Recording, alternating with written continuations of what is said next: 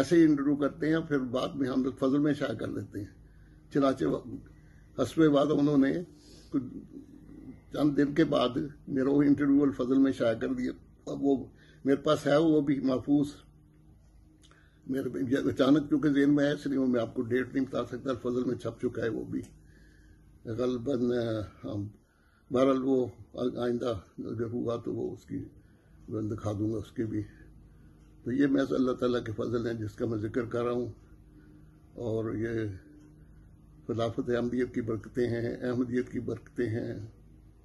تو اللہ تعالیٰ سے دعا کریں دوست کہ خدا تعالیٰ ہماری جماعت میں یہ خلافت کا سلسلہ قائم و دائم رکھے، اور مرکز ربوہ کو اپنی حفظ و امان میں رکھے، اور ہمیں توفیق دے کہ جب بھی ربوہ جائیں وہاں کی جو برکات ہے اس کو حاصل کریں.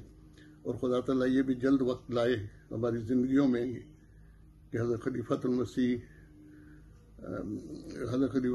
خامس عید اللہ تعالیٰ بس عزیز، جو قانونی مجبوریوں کی وجہ سے ربوہ نہیں جا سکتے، وہ قانون بھی خدا تعالیٰ توڑ دے اور جلد راستے کھول دے کہ سارے احمدی آزادی کے ساتھ ربوہ جا سکیں. اور وہاں پر جس طرح پہلے سالانہ جلسے ہوتے تھے اور اجتماع ہوتے تھے، رونقیں لگتی تھیں، وہ ساری رونقیں اللہ تعالیٰ بحال کر دیں.